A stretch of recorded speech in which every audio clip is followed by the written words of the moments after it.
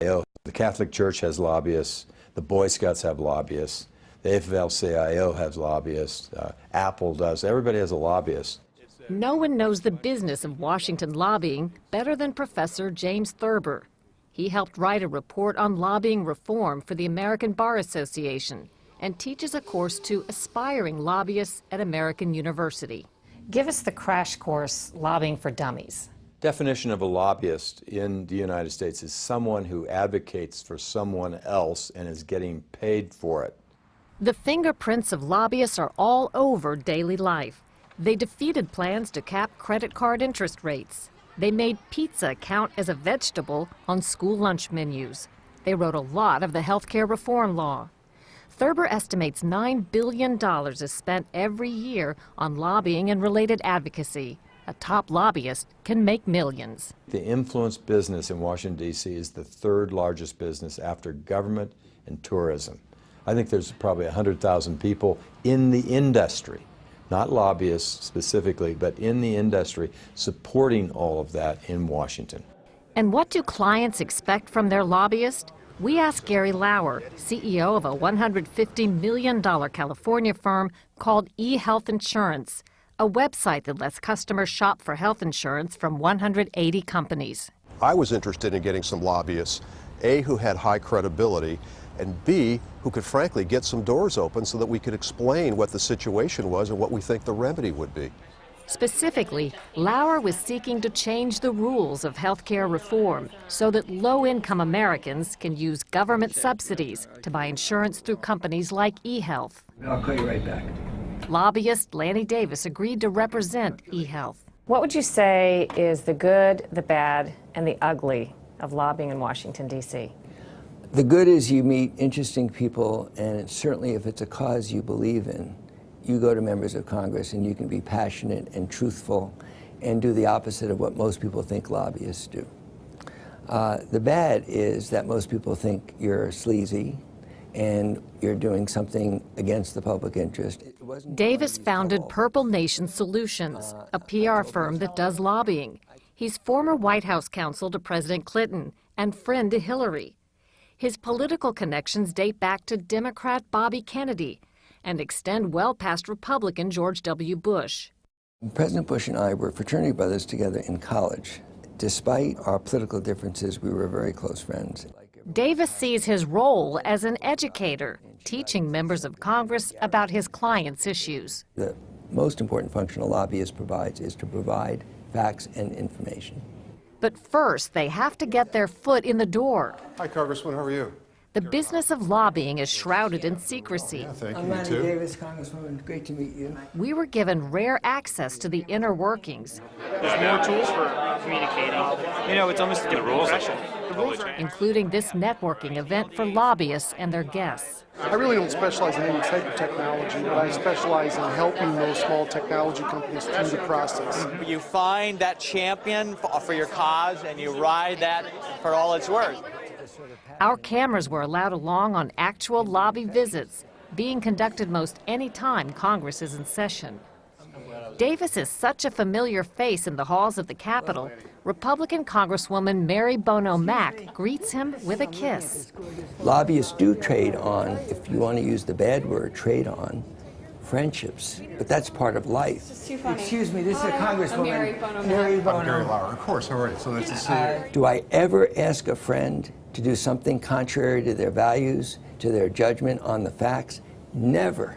You know that I've been a friend of the Congressman for many years. I do. Today, they're paying a call on Pennsylvania Democratic Congressman Shaka Fattah. That's why I try to make sure that my door is open to everyone and that we get the right information so that we can make the best decisions. There are two components to successful lobbying: access and money. Donations from lobbyists and their clients to members of Congress. While it's illegal for members of Congress to cast votes in exchange for campaign contributions, that would be bribery, there's plenty of walking right up to the line. I think that when people give campaign contributions, they're not there simply to improve the workings of democracy. They're there to buy access. Everybody in Washington who's a lobbyist gives campaign contributions. Almost everybody that I know is a lobbyist. Money itself is not bad. The question is somebody honest or going to be influenced by the money. But Professor Thurber says the relationship between lobbyist and Congress is sealed by one guiding principle: the iron law of reciprocity. And the iron law of reciprocity, meaning I'll help you if you'll help me, is ingrained in politics. It's ingrained on the Hill. And that's perfectly legal. That's perfectly legal. And it's non-transparent frequently. The campaign donations and fundraisers often take place out of public view. Earlier this year, we took hidden cameras to this swank Key Largo resort to observe as lobbyists and other big donors paid thousands of dollars to spend the weekend with Republican congressmen, mostly freshmen, on the golf course, charter fishing on a boat named Good Life, over drinks at the resort bar. These freshmen, about half of them said they were aligned with the Tea Party movement, had high ideals about changing Washington, the debt and the deficit and tax reform and everything, but also about campaign money. Well, they realized that campaigns are very expensive, and if you want to win, you've got to bring in a lot of money. Efforts to regulate lobbying date back to 1876, when the House first required lobbyists to register with the clerk. In the 21st century, the lobbying industry has become a revolving door for lawmakers. They retire from Congress and make more money returning as lobbyists, often getting special access with their former colleagues on Capitol Hill.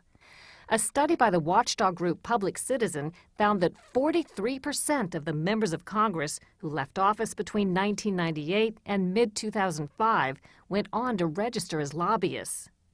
In 2007, Thurber advised then-Senator Obama, who championed sweeping lobby reforms. Big money and lobbyists were clearly drowning out the aspirations of the American people. Lobbyist Jack Abramoff had just gone to prison for cheating clients and bribing Congress. Lawmakers passed new reforms that required strict public disclosure of lobbying activities and limited the gifts and trips lobbyists can buy from members of Congress. Today, Thurber has some surprising words about President Obama. President Obama, in his campaign in 2008, said he was going to change the way Washington works. I will launch the most sweeping ethics reform in history to make the White House the people's house and send the Washington lobbyists back to K Street. He hasn't. He's failed. Because if you want to get a piece of legislation like his health care piece through, you have to bring in big interests. He did. You know, he brought in ARP, he brought in the Hospital Association, he brought in the AMA in a coalition to support that. And increasingly, lobbyists aren't just influencing legislation, they help write it. Even Davis recalls being put off by that facet of a lobbyist's role several years ago. There were 40 lobbyists in the room, and we were arguing as if we were elected to something about the placement of a comma. I kid you not, the placement of that comma had a huge, I won't explain why, but trust me, it had a huge importance. And I thought to myself, if the American people were really here and we were on C-SPAN, there would be blood in the streets. All right. And Lanny, we're going to talk about neuroscience. In the end, eHealth's lobbying was successful in changing the rules. Low-income Americans will be allowed to use their subsidies to buy insurance on eHealth. Did you have to write a proposed regulation to hand them? We've written a lot. At the end of the day, the regulation didn't use all of our language, and that was fine, but it caught the essence of this and included some things that these people in Health and Human Services thought were important, which we agreed with. That was a good meeting. I would say that the process here is far from elegant. The process here involves influence. You guys still do a lot of military? Yeah. Democracy is a messy way of governing yourself. And there are imperfections that people vote for bills that they don't read, and they vote for words that lobbyists have written. But it is the system that's better than any other system, and we just have to make it better, in my view, by having more transparency.